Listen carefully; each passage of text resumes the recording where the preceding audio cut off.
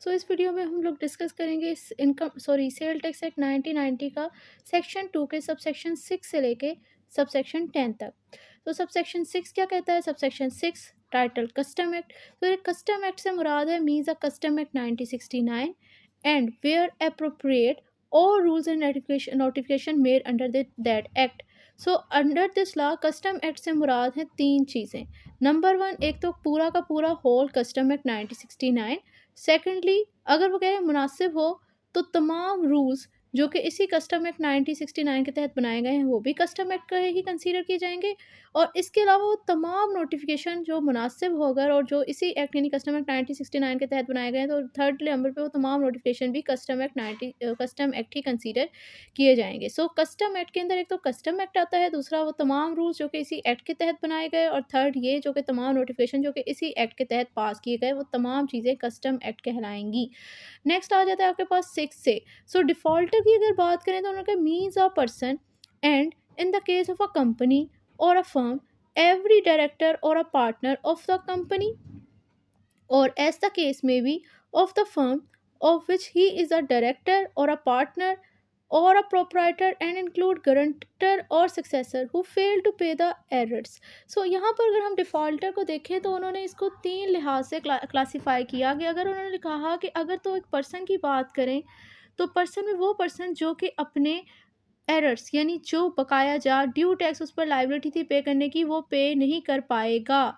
तो अब इस यानी एक तो टैक्स तो था ना, जब वो ड्यू डेट गुजर गई तो वो फिर ड्यू डेट गुजरने की वजह से वो एरर्स बन गया। अब एरर को भी अगर वो पर्सन पे नहीं करता तो वो पर्सन डिफ़ॉल्टर कहलाएगा, नंबर वन।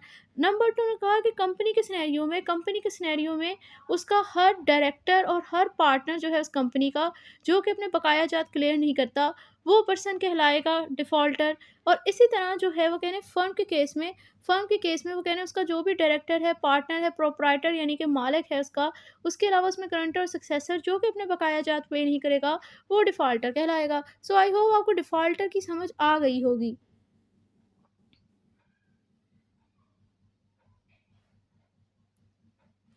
नेक्स्ट चलते हैं डिफ़ॉल्ट सरचार्ज पे। अब सरचार्ज होता है किसी चीज़ के ऊपर इजाफी, डिफ़ॉल्ट किसी गलती की वजह से वो कह रहे हैं सो इजाफी टैक्स फिर अब आपको देना पड़ेगा ना, वो होगा डिफ़ॉल्ट। वो कह रहे हैं कि इससे मुराद है वो डिफ़ॉल्ट सरचार्ज, मतलब वो इजाफी टैक्स जो कि आपको सेक्शन 34 ऑफ दिस लॉ यानी सेल टैक्स 1990 के तहत आप पर इम्पोज किया जाता है, वो डिफ़ॉल्ट सरचार्ज कहलाएगा। नंबर 7 जो है सबसेक्शन 7, वो डील करता है डिस्ट्रीब्यूटर से।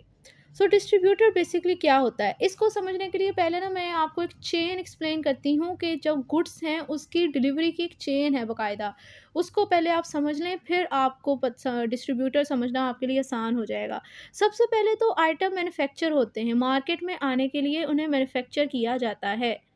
सबसे पहले वो मैन्युफैक्चर होते हैं। अब इसमें ना राइटिंग इसी तरह की आती है और दूसरा मेरी इतनी अच्छी है भी नहीं, तो आप इसी को अंडरस्टैंड करें। मैं बोल तो रही हूँ ना, आप अपने पास साइड पे लिख लें।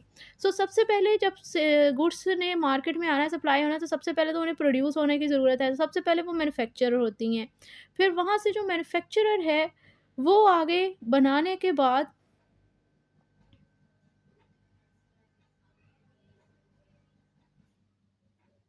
मैन्युफैक्चरर जो है वो बनाने के बाद इसको लेकर आए, इसको देगा होलसेलर को इन बल्क। जो भी उसने चीज़ बनाई होगी वो होलसेलर को इन बल्क प्रोवाइड कर देगा। होलसेलर के पास के बाद से वो चीज़ आ जाएगी डिस्ट्रीब्यूटर के पास। डिस्ट्रीब्यूटर के पास आ गई। अब डिस्ट्रीब्यूटर ने क्या करना होता है इसी चीज़ के साथ, उसने रिटेलर को ये अमाउंट बता देनी होती है चीज़ें, यानी जिसे हम आम इस्तेलाह में शॉपकीपर कहते हैं, दुकानदार। और रिटेलर के बाद से आ जाती है जनरल पब्लिक, जिसे कंज्यूमर कहेंगे। सो पहले नंबर पे सप्लाई ऑफ गुड्स की साइकिल इस तरह चेन इसकी चलती है कि सबसे पहले मैन्युफैक्चरर के पास होती है चीज़, क्योंकि उसने वो बनाई है, वो मैन्युफैक्चरर बना के उसने बेचने के लिए वो बनाई थी, वो होलसेलर को देता है इन बल्क अमाउंट। होलसेलर ये चीज़ आगे डिस्ट्रीब्यूटर को देता है, डिस्ट्रीब्यूटर आगे से देता है रिटेलर को, और रिटेलर यानी आम दुकान को, और आम दुकान से लेती है आम आवाम सामान। अब हम लोग मेजॉरिटी टाइम देखते हैं कि हम लोग कहते हैं कि भाई आम दुकान पे किसी चीज़ का रेट बहुत ज़्यादा है, तो आम चली जाती है कि भई हम ये चीज़ होलसेल से लेंगे। लेकिन होलसेल में कभी भी चीज़ इस तरह दुकान से अगर रिटेलर से लें तो आपको एक सिंगल चीज़ मिल जाएगी, वो आपको मिल जाएगी। लेकिन होलसेलर कहता है कि मुझसे बल्क में उठाओ। अब बल्क में तो किसी ने कोई चीज़ इतनी ज़्यादा क्वांटिटी में तो नहीं लेनी।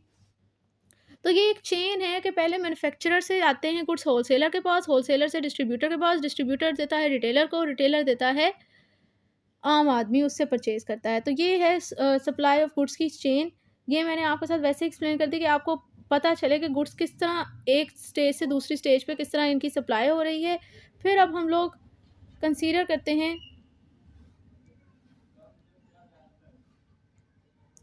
कि डिस्ट्रीब्यूटर क्या होता है। अंडर दिस लॉ डिस्ट्रीब्यूटर किसे कहा गया है? सो कह रहे हैं means a person appointed by a manufacturer, importer or any other person for a specified area to purchase goods from him for further supply. अब डिस्ट्रीब्यूटर की अगर हम बात करें ना, तो डिस्ट्रीब्यूटर में अंडर दिस सब सेक्शन 7 दो पर्सन को डिस्ट्रीब्यूटर कहा गया है। नंबर 1 तो उस पर्सन को जिसे मैन्युफैक्चरर या इंपोर्टर या कोई दूसरा पर्सन अपॉइंट करता है इस पर्पस के लिए कि ये मैन्युफैक्चरर से, इंपोर्टर से या उस दूसरे पर्सन से कोई चीज़ें वगैरह ख़रीदे और फर्दर आगे इन्हें सप्लाई करे एक स्पेसिफाइड एरिया में, तो वो पर्सन कहलाएगा डिस्ट्रीब्यूटर। अब देखिए मैन्युफैक्चरर ने तो पाकिस्तान में लोकली लेवल पर चीज़ें बनाई, उसने लोकली उन्हें बेचना है। इंपोर्टर वो होता है जिसने कुछ बनाया नहीं, लेकिन उसने बना बनाया बाहर से इंपोर्ट कर लिया और उसने भी पाकिस्तान में वो चीज़ बेचनी है। या कोई दूसरा पर्सन जैसे कि कौन हो सकता है, जैसे कि होलसेलर, वो कह रहे हैं कि उन्होंने ना इसे अपॉइंट कर लिया डिस्ट्रीब्यूटर को कि भाई आप हमसे चीज़ें लो और आगे फर्दर इन्हें सप्लाई कर देना एक स्पेसिफाइड एरिया के लिए, तो वो पर्सन डिस्ट्रीब्यूटर कहलाएगा। एक तो ये पर्सन डिस्ट्रीब्यूटर कहलाएगा। Secondly and include a person who in addition to being a distributor is also engage on supply of a good as a wholesaler और अ रिटेलर।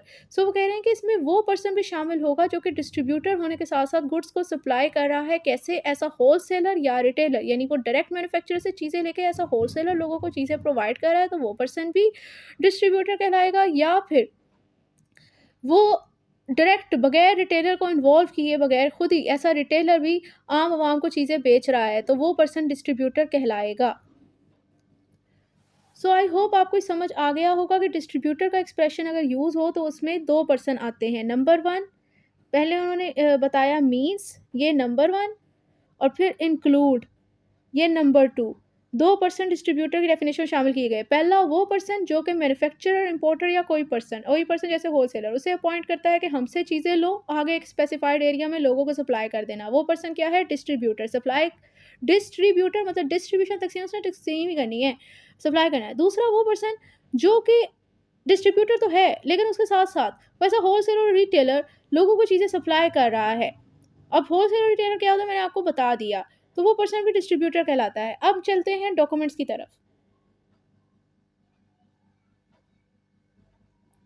डॉक्यूमेंट्स की अगर हम बात करें तो डॉक्यूमेंट्स में ना लिखा हुआ है कि include any electronic data, computer program, computer tape, computer disk, microfilm or any other medium for the storage of such data. So वो कह रहे हैं कि डॉक्यूमेंट की अगर बात करें तो अकॉर्डिंग टू दिस लॉ यानी सेल टैक्स एक्ट 1980 डॉक्यूमेंट में चीज़ शामिल है। नंबर 1 इलेक्ट्रॉनिक डेटा आएगा, नंबर 2 उसमें कंप्यूटर प्रोग्राम्स भी आएंगे, नंबर 3 उसमें कंप्यूटर टेप्स, नंबर 4 उसमें कंप्यूटर डिस्क और नंबर 5 इसमें माइक्रोफिल्म्स और कोई भी नंबर 5 कोई भी ऐसा मीडियम जो कि यही इलेक्ट्रॉनिक डेटा को स्टोर करने के लिए इस्तेमाल होगा, जैसे कि सीडी, फ्लॉपी, तो वो फ्लैश वगैरह, वो कह रहे हैं वो सारी चीज़ें डॉक्यूमेंट कहलाएंगी। अब बेसिकली यहाँ पर ये चीज़ डॉक्यूमेंट इन इसमें ये इलेक्ट्रॉनिक डेटा और ये जो इलेक्ट्रॉनिक डेटा को स्टोर करने के लिए जो स्टोरेज डिवाइसेस हैं उनका जिक्र, उनको according to this law document क्यों कहा गया है, इसके पीछे क्या प्रूडेंस है? इसके पीछे प्रूडेंस ये है कि भाई देखें, ये जितना भी हमारा ये टैक्स का डिपार्टमेंट है ना, ये हमारा इनका काम हो ही इलेक्ट्रॉनिकली रहा है।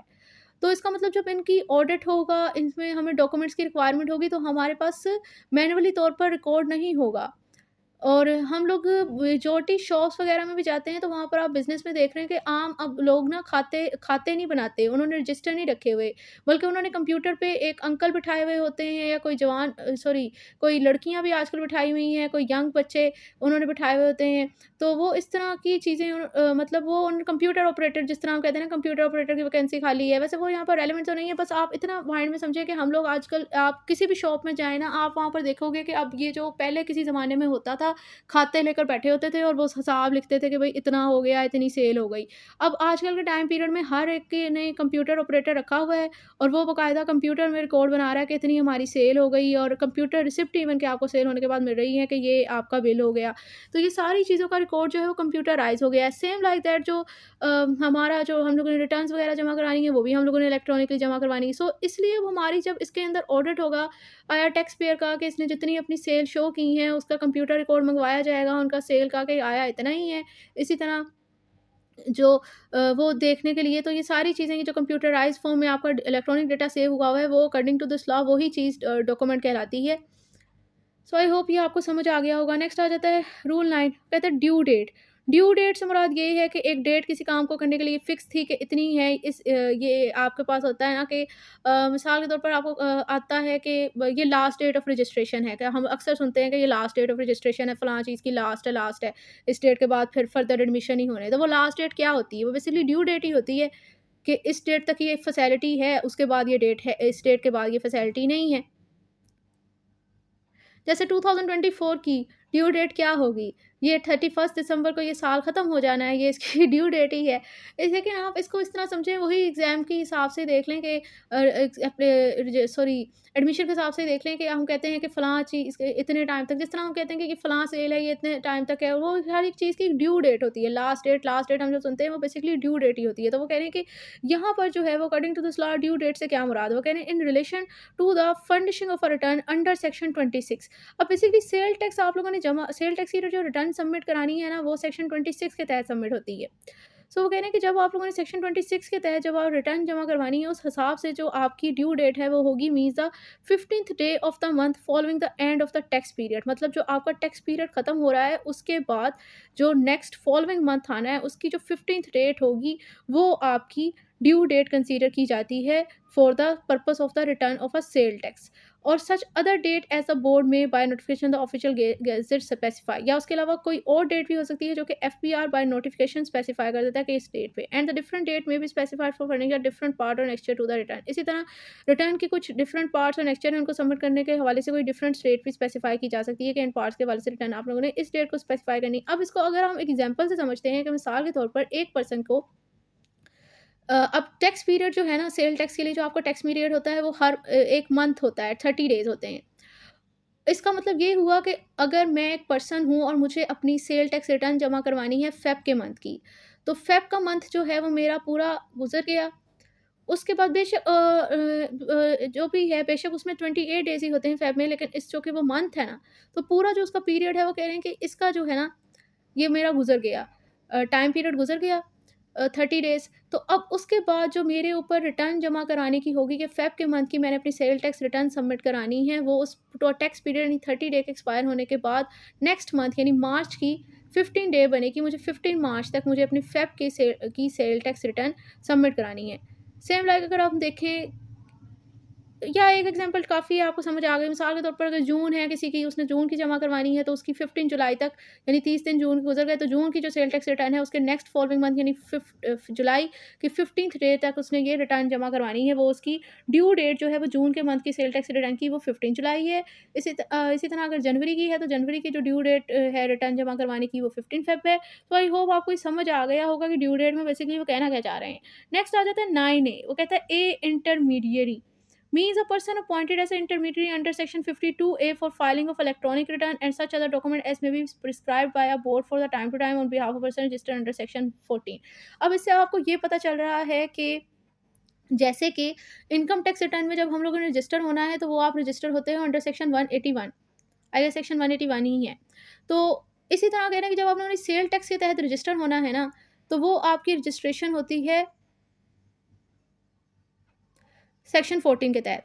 कहें जब आप लोग रजिस्टर्ड हो गए सेक्शन 14 के तहत, आप सेल टैक्स में रजिस्टर हो गए, अब आप जो उन पर्सन ने अपनी ज़ाहिर सी बात है रजिस्टर्ड होने के बाद आपका एनटीएन बन गया और जो एनटीएन वाला बंदा होता है ना उस पर फिर ऑब्लिगेशन होती है उसने अपनी रिटर्न जमा करवानी है।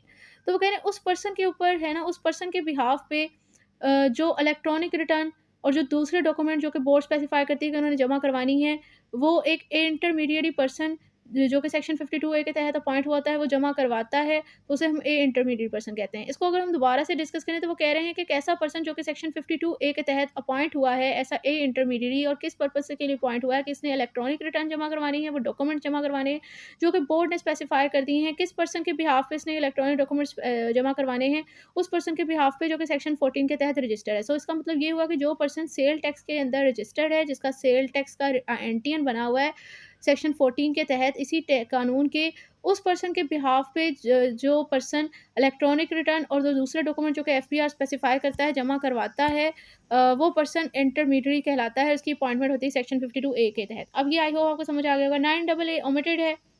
ये जब भी कोई चीज़ ओमिटेड आती है तो लॉ के स्टूडेंट मेजॉरिटी टाइम खुश ही हो जाते हैं कि चलो ये कोई चीज़ तो ओमिटेड निकली। अब आ जाते हैं सेक्शन 10 की तरफ, सब सेक्शन 10 की तरफ, सॉरी। सब सेक्शन 10 कहते हैं एस्टेब्लिशमेंट। एस्टेब्लिशमेंट की अगर हम बात करें तो इसमें आ जाती हैं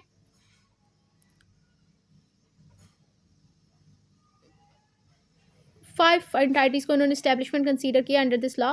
नंबर 1 तो है अंडरटेकिंग। अब अंडरटेकिंग क्या होता है? अंडरटेकिंग होती है किसी किस्म की institutional arrangement to conduct any type of business activity. मतलब एक तरह का आप कह सकते हो इंस्टीट्यूशन जो कि किसी बिजनेस एक्टिविटी को करने के लिए आपस में अरेंज होते हैं, बना होता है, तो उसे हम कहते हैं कि वो एक अंडरटेकन है। जैसे कि कोई एजुकेशनल इंस्टीट्यूशन हो गया, वो कोई अब ये एजुकेशनल इंस्टीट्यूशन क्या है, वो भी एक तरह से देखा जाए तो उनका जो, वो भी उनका भी कारोबार ही है। आप कह सकते हो कि कोई भी किसी किस्म की इंस्टीट्यूशनल अरेंजमेंट, मतलब जो बहुत ज़्यादा पर्सन आपस में मिलके उन्होंने एक अंडरटेकिंग इदारा बना लिया, जिसका पर्पस ये था कि उन्होंने कोई बिजनेस टाइप ही एक्टिविटी करने के लिए वो आपस में अरेंज हुए हैं, आपस में मिलके उन्होंने ग्रुप बनाया है, तो वो अंडरटेकिंग कहलाएगी। इसी तरह कोई फर्म है, फर्म की डेफिनेशन जो है वो आगे इधर ही इसी कानून में आ जानी है, तो इसलिए वहीं पर एक्सप्लेन करेंगे। इसके अलावा कंपनी हम लोग पढ़कर आ चुके, एओपी का भी आपको पता है, इंडिविजुअल का भी पता है। वो कह रहे हैं कि ये ना अंडरटेकिंग फर्म और कंपनी एस्टेब्लिशमेंट कंसीडर की जाती है, एओपी और इंडिविजुअल एस्टेब्लिशमेंट कंसीडर की जाती है। और ये अंडरटेकिंग फर्म और कंपनी बेशक रजिस्टर हो या ना हो, ये मटीरियल नहीं है, मटीरियल है, लेकिन ये लोग जो है वो एस्टेब्लिशमेंट कंसीडर किए जाएंगे under the sale tax act 1990। ये हमारे पास सब सेक्शन 10 तक हो गया। अब नेक्स्ट वीडियो में हम इंशाल्लाह सेक्शन 2 सब सेक्शन 11 से सब सेक्शन 15 तक पढ़ेंगे।